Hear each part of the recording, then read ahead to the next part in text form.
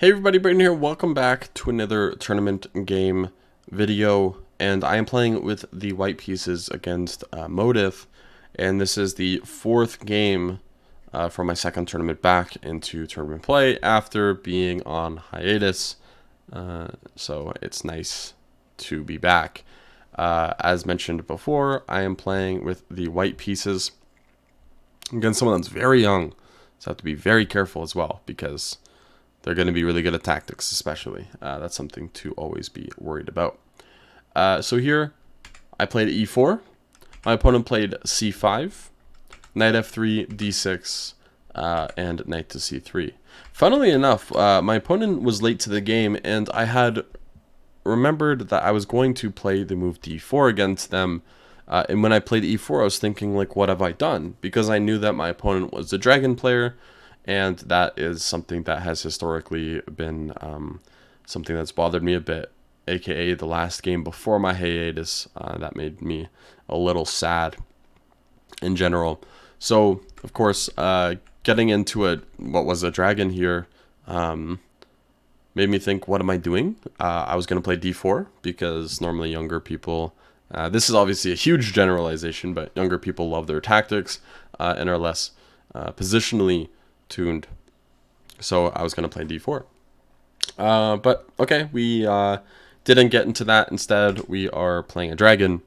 And after bishop g7, bishop c4, we're getting into the sharpest variation of the dragon. Of course, bishop c4 was a move order error. I should have played f3 here. I was just so worried about some sort of d5, but d5 before the castle isn't really as smart. Bishop c4 can be met with knight g4 now, so that's why it's not really the best move order here. So yeah, bishop c4 is incorrect, but luckily my opponent just transposed. I played queen d2, again allowing knight g4. I don't know why I kept allowing it, but I did. Now we see knight to c6. And I played f3, and now we just fully transpose. So there's some transposition errors here, like this was incorrect way to get to the position, but that's how we did, because I don't play this. I don't like playing the dragon. I don't like playing against it, but I realized I should probably play a critical line. So of course, even just getting there on move 9, I made like 2 move order errors here. So my opponent plays bishop d7. I play bishop b3, which I know is one of those moves because knight a5 or knight e5 comes.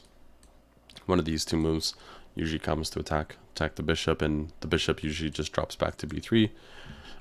So I just played bishop b3 now, and then they played a5. I played a4, and they played rook c8. And I was thinking, wait a second. I know this position.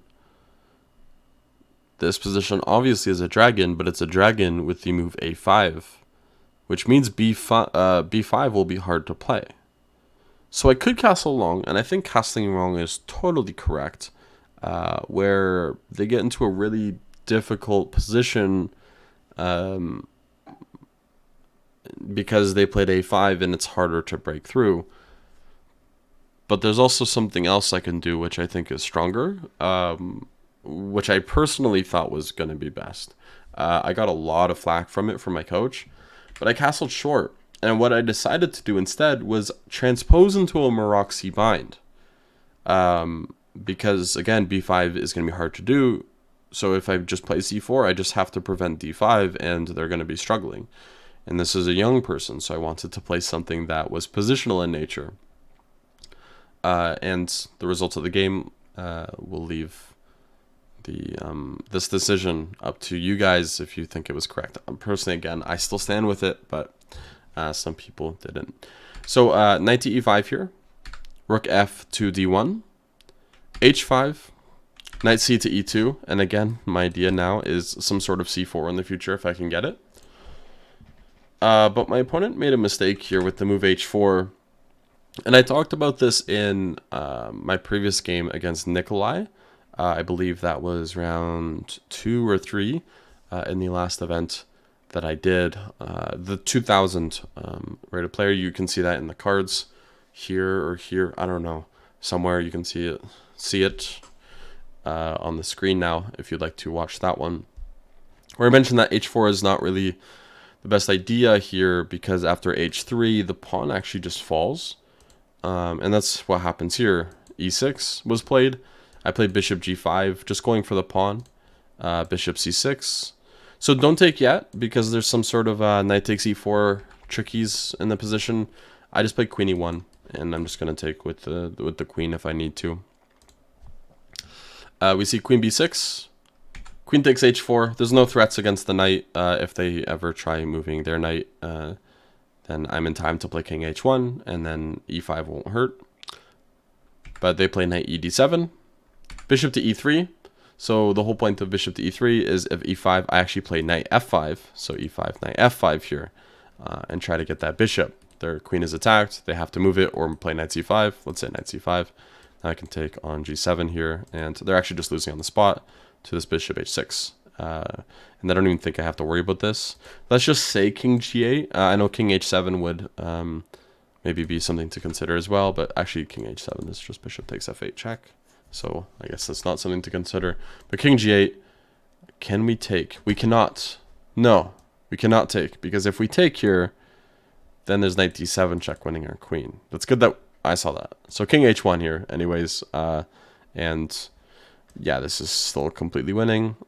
Takes, and right now we're threatening mate, so they don't have enough time to go running for pawns. But yeah, just something I wanted to point out. And again here, don't take on f6 because knight d7 check. Discovered attack would win the queen. But okay, none of that happened. That's all just theoretical. Bishop e3. They played knight c5 here. I took on c6 because now their knight is just in a full pin. Rook takes c6 and queen to f2. They didn't have enough to take on e4 here, so I was really happy to see it if they would. Like takes on e4, takes on e4, takes on e4. I could just play some sort of like queen f3, attack the knight, attack the queen. So that just does not end up well for them. They play queen c7, but now I can remaneuver my worst piece to one of the best squares I can go on, which is b5, with knight d4. And after knight d4, rook b6, and knight b5, it took me 2 moves to get to a square, both moves with tempo, which is great. I think it's fair to say that white's just winning at this point because, well, we are up a pawn. We have a knight on b5. Our bishop, our queen are perfectly placed. All of their pieces are a little awkward, like this knight and rook constellation is a little awkward. And obviously the rook would love to move, and the queen has to move, and we have a threat in the position. So my opponent played queen to e7 here, and now it's white to move and win. So I've given this position to a few people, and a lot of people have suggested a few different things, but most of them missed what I personally believe is clearly just the best reply. So I'll just wait a moment there. The move here is e5. E5 just completely ends the game, because after e5, if they were to move something like knight to d7 here, we can now take on d6. Now we're winning the knight on c5. They don't have enough time for any intermezzos because we take on e7.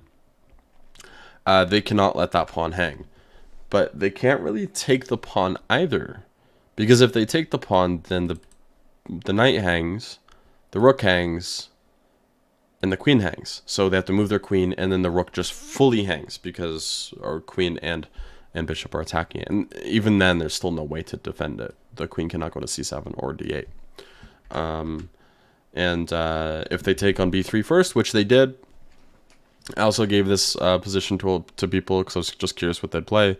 A lot of people suggested a lot of things, but I think the easiest move here is just to take on b3, because their knight is undefended and their rook is undefended. Well, not undefended. The knight is defended, but both pieces are being attacked, and there's no way to properly defend them both. Say knight to d7 here. We can consider taking on d6 as well as just taking on b6, which would just win everything. So here in this position, after c takes b3, my opponent played rook c6, but now this just wins the knight on f6.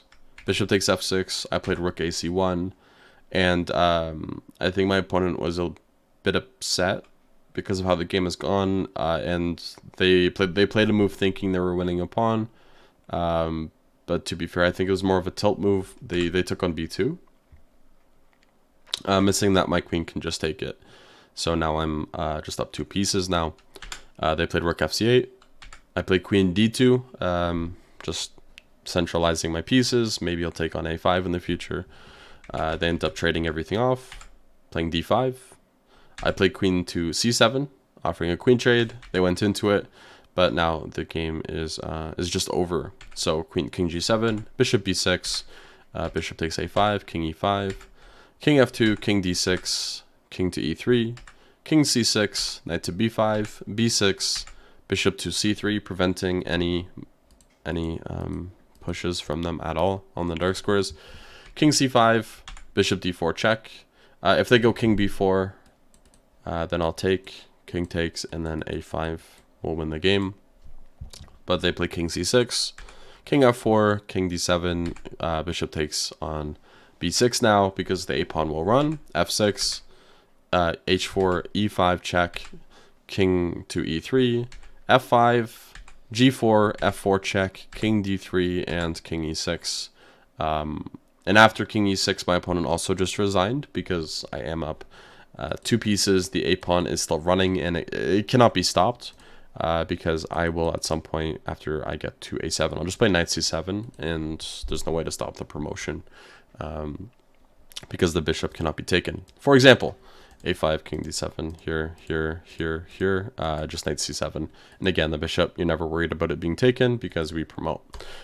So that's just a easy way to show an example of how the game will finish. And that's it. That was my 4th round. It was pretty good to win this one. My favorite move here was e5. This was a pretty nice move to be able to make, just because, again, it looks like that square is defended enough, but the truth is everything in their position with the alignment is on, not only on dark squares, but everything's being held together because it looks like e5 and c5 are defended, but the truth is neither of them are because of this move. So that was nice to play, and that is game number 4. So let's jump into the final game in the next video. Have a good one. Bye-bye.